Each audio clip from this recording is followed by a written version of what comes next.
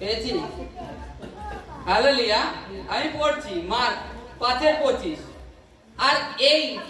আর একটি স্ত্রী লোক 12 বৎসর অবধি পোদর রোগগ্রস্ত হইয়াছিল, অনেক চিকিৎসকের দ্বারা বিস্তার ক্লেশ ভোগ করিয়াছিল এবং সমস্ত ব্যয় করিয়াও কিছু উপশম পায় নাই, বরং আরো পীড়িত হইয়াছিল। সে যিশুর বিষয় শুনি ভিড়ের মধ্যে তাহার পশ্চাৎ দিকে আসিয়া তাহার বস্ত্র স্পর্শ করিল, কেননা সে কহিল, আমি যদি কেবল উহার বস্ত্র স্পর্শ করিতে পাই তবেই সুস্থ হইব। হালেলুয়া। 28 অবধি পড়লাম।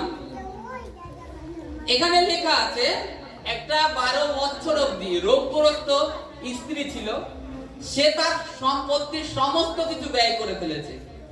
সমস্ত জগতে যতদূর ভালো বৈদ্য ডাক্তার ছিল তাদের কাছে গিয়ে দেখিয়েছে, কিন্তু তাতে কি হয়েছে, তার যে প্রথম অবস্থাটি ছিল তার থেকে আরো খারাপ অবস্থায় চলে এসেছে। তাই যীশু খ্রিস্টের বিষয় সে শুনেছে, প্রভু যিশুর কাছে গেলে কুষ্টি ভালো হয়ে যাচ্ছে, দুষ্ট আত্মাগ্রস্ত, মির্গির রোগগ্রস্ত, পক্ষাঘাত ব্যক্তি সুস্থ হয়ে যাচ্ছে, সেও শুনেছে। শুনে কি করেছে, সেও মনে মনে ধরে নিয়েছে যে আমি যদি একবার যিশুর কাছে যাই তবে আমি সুস্থ হব। এই বিশ্বাস তার জীবনে কাজ করলো কি করে? আরো তো মানুষ, প্রভু যিশু ওখানে ছিল, আরো অনেক লোক, অনেক ভিড় ছিল, তাদেরও রোগ ব্যাধি কম বেশি ছিল, তাদের কাজ হচ্ছিল না জীবনে, কিন্তু এই স্ত্রী ঝম করে ধরলো কাপড় আর সে সুস্থ হয়ে গেল। বিশ্বাস, যে বিশ্বাসটাকে সে কাজে লাগিয়েছে। আর আগেকার দিনের, পুরাতন দিনের আমরা যদি দেখি, পুরাতন সময়ে যে স্ত্রীরা ছিল তারা পবিত্র শাস্ত্র গ্রন্থ পড়তো, তার সম্বন্ধে কিছু জানতো। তাই এই স্ত্রীও রোগগ্রস্ত হলে হবে কি, বিশ্বাস সম্বন্ধে তার ছিল। 28 দেখুন লেখা আছে, 28, কেননা সে কহিল, আমি যদি কেবল উহার বস্ত্র স্পর্শ করিতে পাই তবেই সুস্থ হইব। সে কি বলল? সে বলল, যদি আমি তার কাপড় ধরতে পারি আমি সুস্থ হয়ে যাব। তখন কি করেছিল জানেন? তখন স্ত্রীরা যখন যাচ্ছিল যীশু খ্রিস্টের কাছে, তার পিছন থেকে কাপড় ধরার আগে, তার আগের থেকে বাড়ির থেকে সে বলতে আমি যদি আজকে প্রভু যীশু খ্রিস্টের কাপড় ধরি, দাউদ সন্তানের কাপড় ধরলেই আমি সুস্থ হয়ে যাব। আমি বিশ্বাস করি আজকে কাপড় ধরলেই আমি সুস্থ হয়ে যাব, আমি বিশ্বাস করি। এইরূপ সে ধ্যান করতে শুরু করেছিল। কি ধ্যান বলতে শুরু করেছিল। সে মুখ বন্ধ করে রাখেনি, তার মুখটাকে খুলেছে। তার ভিতরে নেগেটিভ ভাবনা আসেনি সেই সময়। শয়তান কি তার ব্রেনে ভাবনা দেয়নি যে তুই তো এত টাকা ব্যয় করলি আর আজকে খালি যিশুর কাপড় ধরবি তাতে সুস্থ হয়ে যাবি? সে যখন বলতে আসছিল না, তার মধ্যে ওই শয়তান কাজ করছিল, কিন্তু সে বলা থামায়নি যে আমি প্রভু যিশুর কাছে যাব, আজকে তার কাপড় ধরবো, আমি সুস্থ হয়ে যাব। আজকে আমি তার কাপড় ধরবো, আমি সুস্থ হয়ে যাব। আজকে আমি তার কাপড় ধরবো, আমি সুস্থ হয়ে যাব। এইভাবে সে নিয়ন্ত্রণ বলছিল, এইরূপ সে বলছিল। এই কারণে সে ঝম করে এসে কাপড়টা ধরেছে আর সুস্থ হয়ে গেছে। কারণ বিশ্বাসটাকে কাজে লাগাতে জানতে হবে। বিশ্বাস কিভাবে কাজ করে? আজকে আমরাও আমাদের জীবনে যদি কোনো কিছু থেকে আমরা সুস্থ হতে চাই, আমাদেরকে বিশ্বাস কাজে লাগাতে হবে। যে কোনো সমস্যা আছে, আপনি যদি বলেন যে আমি বিশ্বাস করি আজকে আমি প্রার্থনায় যাব প্রভু, সকালবেলায় ঘুমের থেকে উঠবেন, যে সমস্যা হচ্ছে আমি প্রার্থনায় যাব প্রভু, আজকে আমি সুস্থ হয়ে আসবো। অনেকেই এই জিনিসটা করে দেখেছেন আর সেই রূপ আপনাদের জীবনে কাজ হয়েছে। কারণ কি, আপনারা ওইটুখানি কি কাজে লাগাতে জেনেছেন, এই কারণে ফলটা পেয়েছেন। এর থেকেও বড় বড় জিনিস আপনারা যদি লাগান পাবেন। আপনাদেরকে ডিক্লিয়ার করতে হবে, এই বাক্যটাকে ডিক্লিয়ার করতে হবে ঈশ্বরের বাক্য দ্বারা। আর ঈশ্বরের বাক্য দ্বারা যদি ডিক্লিয়ার করেন তাহলে আপনাদের বিফলে যাবে না। আর ঈশ্বর বাক্যের বাইরে কাজ করে না। ঈশ্বর বাক্যের বাইরে কাজ করে না। আজকে দেখি আমরা যে ব্লাড ক্যান্সার হয়েছে উদাহরণ, তারা প্রার্থনার মাধ্যমে সুস্থ হয়ে যাচ্ছে, কিংবা ক্যান্সার বড় বড় রোগ সুস্থ হয়ে যাচ্ছে। অথচ আমাদের জীবনে সামথিং সমস্যা হয়তো রয়ে গেছে, সেটা বেরোচ্ছে না। কারণ কি? আমরা বিশ্বাসটাকে কাজে লাগাচ্ছি না। নিজেদের মধ্যে যে নিজেকে দিন করে দেয়া, দিন প্রভুর সামনে একেবারে আমি কিছু নেই প্রভু, আর আমি কিছুই নই, সেই দিন হয়ে নত হয়ে গিয়ে তার কাছে বলা আর বিশ্বাস সহকারে ডিক্লেয়ার করা, তখন কাজ করে।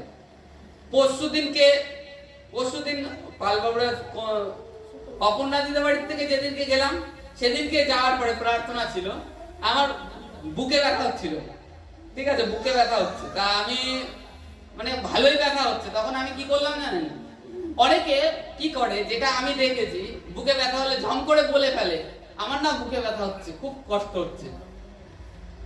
এতে কি হয় জানেন? শয়তান আপনার জীবনে কাজ করার সুযোগ পায়, আপনাকে আরো ভয়টাকে বৃদ্ধি করে, আপনার শরীরে ভয়টাকে বৃদ্ধি করে। আপনার যখন সমস্যা হচ্ছে, আপনি আস্তের পরে ঈশ্বরের কাছে যান, হাঁটু গাড়ুন, গিয়ে বলুন প্রভু তোমার ধন্যবাদ করি, কারণ তুমি আমার প্রার্থনা শোনো, প্রার্থনা শোনো। প্রভু আমার যে সমস্যা হচ্ছে, এ ব্যথা তোমার থেকে নয়, আর এ আমার জীবনে থাকতে পারে না। আমি বিশ্বাস করি আমার এই ব্যথা নেই। আপনার ব্যথা হচ্ছে, আপনি বলছেন প্রভু আমি বিশ্বাস করি আমার এই ব্যথা নেই। তখন তারপরে দেখবেন, আপনি মানুষের কাছে বলে দেখেছেন, এবার ঈশ্বরের কাছে বলে দেখবেন যে ঈশ্বর কি করে। আজকে এই স্ত্রী, এও নিজে জব করছিল, সে তার শরীরে সে কাপড় ধরার আগের থেকে বলছে আমি আজকে যদি কাপড় ধরি আমি সুস্থ হব, আজকে আমি যদি কাপড় ধরি আমি সুস্থ হব। বলছে কি সেদিনকে যখন আমি প্রার্থনা করে উঠে শুতে যাব, সেকেন্ডের মধ্যে কিছু নেই শরীরে, এতটা সমস্যা হচ্ছিল কিন্তু কিছু নেই। হয়তো আমি সেই মুহূর্তে যদি একটা গ্যাসের ওষুধ নিতাম, গ্যাসের ওষুধ খেলে মিনিমাম নেই 20 মিনিট সময় লাগতো, ওষুধটা গুলে আমার ব্লাডে যাবে, মিক্স হবে, তারপরে তো গ্যাসটাকে নষ্ট করবে, তাই তো? কিন্তু সেখানে 1 সেকেন্ডও লাগলো না। আমাদের মধ্যে ঈশ্বর আমাদের যে শরীরটা নির্মাণ করেছে, এর মধ্যে সমস্ত ঔষধই দিয়ে রেখে দিয়েছে, খালি ঈশ্বরকে বলতে হবে আর তার উপরে বিশ্বাস আনতে হবে। যা আপনারা দেখেন যে এই পৃথিবীতে হতে পারে না, সেই জিনিস হয়। আমি সব থেকে আমার জীবনে যখন আমি আগে পাস্টার যশোয়া ছিল, তিনি মারা গেছে, তার ওখানে একটা মিরাক্কেল দেখেছিলাম টিভিতে। মিরাক্কেলটা আমরা কেমন সামান্য পা ভেঙে যায়, ছুটি কিসের ডাক্তারের কাছে, বোন ক্যান্সার হয়েছে, ছেলেটার বোন ক্যান্সার হয়েছে। ওই ছেলেটার বয়স ঠিক 15 বছর হবে, তা হাড় এরকম বেরিয়ে গেছে, এরকম এই পায়ের থেকে হাড় এরকম ফেটে বেরিয়ে গেছে, শুয়োরের দাঁত যেরকম বেরিয়ে যায় ওরকম হাড় ফেটে বেরিয়ে গেছে। তা পাস্টার যশোয়ার কাছে এসে বলছে এ কোথায় কোথায় দেখিয়েছো, সব রিপোর্ট দেখালো। পাস্টার যশোয়া হাত রাখলো, প্রার্থনা করলো, বলছে 2 মাসের মধ্যে নতুন হাড় গজাবে, 2 মাসের মধ্যে নতুন হাড় গজাবে, আর ওর শরীরে কোনো ক্যান্সারের থাকবে না। আর তখনকার সময় বোন ক্যান্সারের কোনো ট্রিটমেন্ট ছিল না। আমার শালা একটা মারা গেছে বোন ক্যান্সার। তা সেই বাচ্চাটা যখন 2 মাস পরে আসলো, প্রার্থনা করে ছেড়ে দেয়, তারা কোনো ওষুধের নির্ভর করে না, ঈশ্বরের বাক্যে স্থির ছিল যে পাস্টার যখন বলেছে আমার ছেলে সুস্থ হয়ে গেছে, কোনো কিছু করেনি। জাস্ট এবার কি হয়েছে, 2 মাস পরে সেই হাড়টা বেরিয়েছে, হাড়টা এরকম হাতে নিয়ে এসছে, যে হাড় বেরিয়ে গেছে, যেটা এক্সট্রা হাড় ভেঙে বেরিয়ে গেছিল, সেটা হাতে নিয়ে এসছে দেখাচ্ছে। আর তার ওখানে যে নতুন চামড়া হয়ে মাংস ঢেকে গিয়েছে সেটাও দেখাচ্ছে। তারা কি করেছিল? তারা বিশ্বাস করেছিল ঈশ্বরের বাক্যে, ঈশ্বরের দাস যে বাক্য বলেছে, বাক্যে ঈশ্বর এইরূপ কাজ করে বিশ্বাসে। আপনার জীবনে কখন কাজ করবে? আপনি ওষুধের পরে ভার ছেড়ে দিয়ে ঈশ্বরের প্রতি পুরো যখন ভার নিয়ে আসবেন পুরো, তখন ঈশ্বর কাজ করবে। কারণ আপনি অর্ধেক, এবার আপনার জীবনে যদি কোনো ডিক্লিয়ারেশন আপনি করে থাকেন আপনার মুখ দ্বারা, কি ডিক্লিয়ারেশন যে আপনি করে দিয়েছেন যে আমি ওষুধ ছাড়া সুস্থ হব না, এরকম ডিক্লিয়ার করে দেয়া মুখের থেকে ডিক্লিয়ার করতে নেই। বিশ্বাসটা কাজ করছে কি আমাদের বাক্য দ্বারা, কিন্তু নেগেটিভ দুষ্ট আত্মা আমাদের বাক্য দ্বারা, শয়তান আমাদের মন জানে না, কিন্তু আমরা যে বাক্যটা যেটা বের করি সেটা ধরেই কাজ করে। কিন্তু আজকে স্ত্রীটা 12 বছর রোগগ্রস্ত অবধি কোন ডাক্তারের কাছে গিয়ে সুস্থ হয়নি, আরো তার অবস্থা খারাপ হয়ে গেছে, তা সত্ত্বেও সে বলতে এসছে আজকে প্রভু যিশুর কাপড় ধরবো আমি সুস্থ হয়ে যাবো, আজকে কাপড় ধরবো আমি সুস্থ হয়ে যাবো, আর সে সুস্থ হয়ে গেছে, আমরা দেখতে পারি। তা আজকে আমাদেরকেও খালি মানে প্রথমত বিশ্বাস কখন কমজোরি হয়ে যায়, বাইবেলে লেখা আছে তোমরা ঈশ্বরের প্রভুর বাক্য শোনো, তাতে তোমাদের বিশ্বাস বাড়বে, আর তখনই তোমাদের জীবনে অদ্ভুত অদ্ভুত কার্য দেখতে পাবে। একদিন প্রার্থনায় আসছি, বাক্য শুনছি, আর 6 দিন কি জগতের মধ্যে সাংসারিকের মধ্যে রয়েছি, সাংসারিকে থাকতে হবে, কিন্তু তার মধ্যেও ঈশ্বরের বাক্য ধ্যান করতে হবে। ঈশ্বরের বাক্য কোথায় কি আছে প্রতিজ্ঞা। আমরা আগের দিনই তো অপর্ণাদির বাড়িতে গিয়ে শুনছিলাম যে যখন হচ্ছে গিয়ে এলিশাই আর কি যেন স্ত্রীটার নাম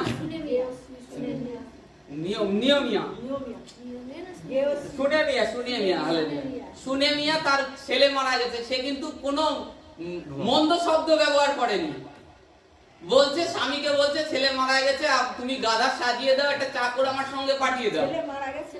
বলেনি, আমি সেটাই বলছি, বলেনি, কি বলছে গাধা সাজিয়ে দাও, একটা চাকর দাও আমার সঙ্গে। তার স্বামী জিজ্ঞেস করছে কোথায় যাচ্ছ, বলছে আমি যাচ্ছি কুশল হবে, বাইবেলে লেখা আছে ভালো হবে, আমি গেলে ভালো হবে আমাদের পরিবারে।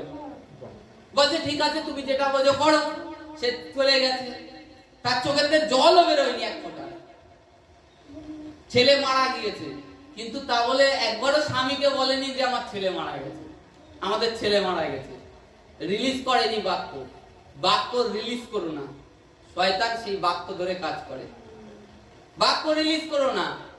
আমি মানে এরকম অনেক শুনি, কেউ হালকা সমস্যা হলো কি হলো, আর নিজেকে এই যে বের করে নিজের ওয়ার্ড দ্বারা খারাপ করছো, নিজেকে দুর্বল তৈরি করে নিচ্ছ নিজেই, ঈশ্বর কাজ করার সুযোগ পায় না।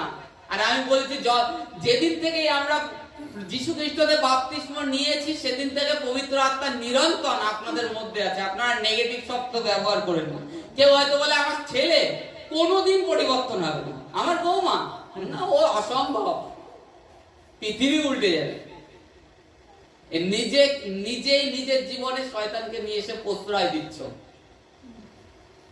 বিশ্বাস কি করে তোমার জীবনে কাজ করবে? এবার তুমি যতই প্রার্থনা করো কোনো কাজ হবে না, কারণ তো তুমি আগের থেকে নিজের জীবনে, নিজের বৌমার জীবনে কিংবা ছেলের জীবনে শয়তানের আত্মাকে কাজ করার সুযোগ দিয়ে দিয়েছে।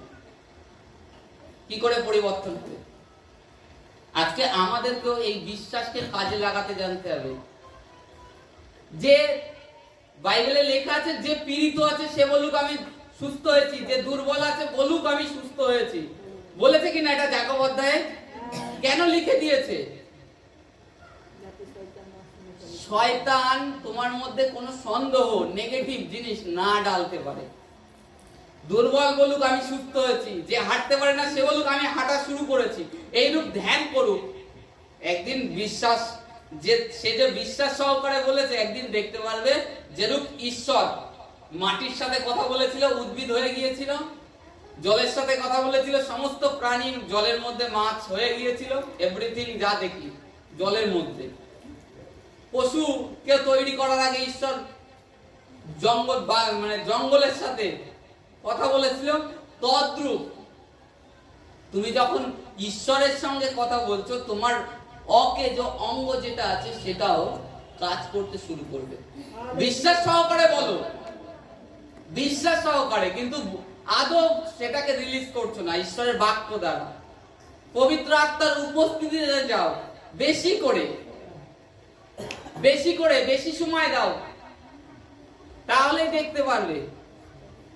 এই যে অ্যাকচুয়ালি দাদা যে বলছিল যে বোম্বে যে নিবাসী শিবির হতো, ওখানে 3 দিন 3 রাত ওখানে রাখা হতো, নিবাসী শিবির। তা ওতে কি হতো, ওদের ধ্যান জ্ঞানের মধ্যে যিশু যিশু যিশু সমস্ত কিছু ভরে দেয়া। তাতে কি হতো, যে অন্ধকারের শক্তি, অন্ধকার যে কাজ করতো সেটা তাদের থেকে আউট হয়ে যেত। নিজেদের ধ্যান জ্ঞানে জগতের ভাবনার থেকে বেরিয়ে এসে ঈশ্বরকে নিয়ে আসো, দেখো অসম্ভব সম্ভব হয়ে যাবে বিশ্বাস দ্বারা।